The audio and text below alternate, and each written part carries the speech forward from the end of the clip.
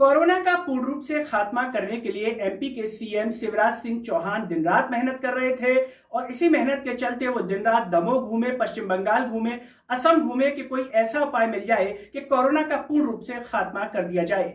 हालांकि उनका ये प्रयास असफल रहा, लेकिन उन्होंने एक अच्छा कार्य किया है और वो ये कि गरीबों को 3 महीने का मुफ्त राशन देने जा रहे हैं। गरीबों को बार बार राशन की दुकान पर नहीं आना होगा। नमस्कार, मैं हूं गिरिराज शर्मा और आप देख रहे हैं सरल टॉक। सभी से एक ही अपील है कि इस आवाज को सब्सक्राइब कीजिए और इसे हर जगह शेयर कीजिए।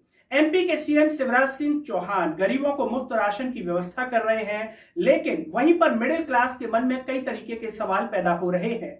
क्या एमपी के सीएम मिडिल क्लास को जहर देना चाहते हैं? गरीबों को तो आप मुफ्त राशन दे रहे हैं, तो क्या मिडिल क्लास को ऑक्सीजन की जरूरत नहीं है, राशन की जरूरत नहीं है, खाने पीने की जरूरत नहीं है, उनके बच्चे नहीं है? क्या मिडिल क्लास अरबपति या करोड़पति है कि उससे सरकार की सहायता की आवश्यकता ही नहीं है? यह सीएम शिवराज सिंह चौहान को बताना चाहिए। साथ ही साथ सवाल खड़ा हो रहा है कि आप गरीबों को इसी तरीके से अपंग बनाए रखना चाहते हैं कि वो आपसे कभी सवाल ना पूछ पाए, आप बस उन्हें सुबह शाम की रोटी की व्यवस्था कर दें, वो आपसे सवाल ना कर पाए। क्या इसीलिए गरीबों को कमजोर बना रही है आपकी सरकार? हम ये नहीं कह रहे कि राशन आवश्यक नहीं है, आवश्यक है, लेकिन क्या ऐसी कोई व्यवस्था आप कर रहे हैं कि जीवन में गरीबों को आपके ऊपर आश्रित ना होना पड़े? क्या उन्हें रोजगार दे रहे हैं? उनके परिवार में जो बच्चे हैं उनके लिए आप रोजगार के साधन मुहैया करा रहे हैं? इसके बारे में आपको बताना चाहिए।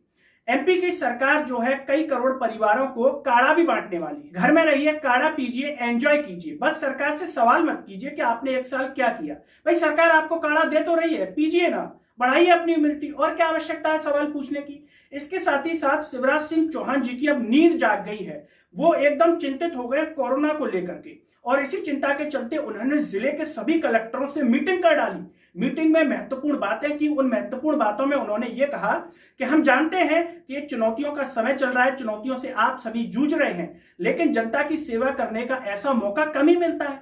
इन चुनौतियों को अवसर में बदल डालिए। शायद इसीलिए इन चुनौतियों को अवसर में बदल दिया गया है लोगों के द्वारा। रेमडेसिविर इंजेक्शन इन चुनौतियों के अवसर के चलते 20,000 का मिल रहा है। ऑक्सीजन की खपत होने लगी है, ऑक्सीजन के लिए लोग हाहाकार मचा रहे हैं, इसे भी बेच दिया जा रहा है। बेडों की हालत सभी को पता ही है। ये चुनौतियों के अवसर का ही तो नतीजा है जो एमपी की शिवराज सरकार ने मुहैया करवा दिया है। साथ ही साथ एमपी के सीएम शिवराज सिंह चौहान जी को कलेक्टरों से पूछना चाहिए था कि आपने 1 साल क्या किया। चलिए, मैं तो बिजी था चुनावों में, आप क्या करते रहे?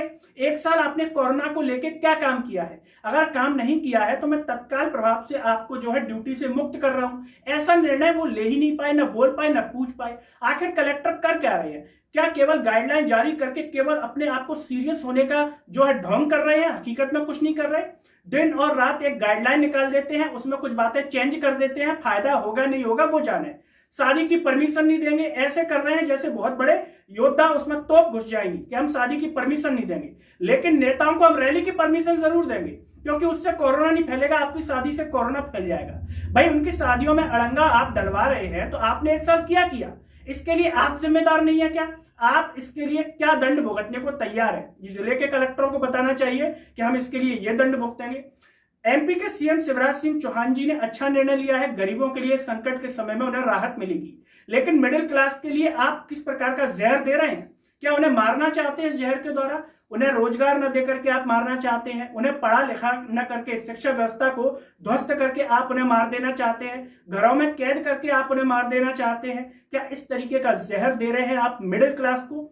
इसको बताना चाहिए शिवराज सिंह चौहान जी। ट्विटर के माध्यम से बताइए या वीडियो बना करके बताइए, कैसे भी बताइए। साथ ही साथ आप ऑक्सीजन को लेकर के चिंता तो कर रहे हैं कि ऑक्सीजन की उपलब्धता आवश्यक है, लेकिन उससे ज्यादा जरूरी है कि समय पर वितरण हो जाए। तो दूसरी तरफ आपके नेता देखिए ना, ऑक्सीजन सिलेंडर को वहां पर इवेंट बना दिए हैं। ऑक्सीजन की आपूर्ति लेट हो गई उनके चक्कर में, तुरंत ट्रक आया, तुरंत उतरवा देते तो शायद समय पर ऑक्सीजन पहुंच जाती, लेकिन उनको तो फोटो खिंचाने की देर थी, क्योंकि कोरोना के चलते बहुत दिनों से उन्होंने फोटो नहीं खिंचवाए थे ना, इसीलिए वह इवेंट बना डाले। जरा पूछ लीजिएगा कौन कौन से आपके मंत्री थे, सांसद थे, उन पर अगर कुछ दंडात्मक कार्रवाई आप कर पाए तो जरूर कीजिएगा, जिससे लोगों के बीच में एक अच्छा संदेश जाए। दोस्तों, मेरे साथ इस वीडियो में फिलहाल इतना ही। चलते चलते सभी से एक ही अपील है, इस आवाज को सब्सक्राइब कीजिए और इसे हर जगह शेयर कीजिए।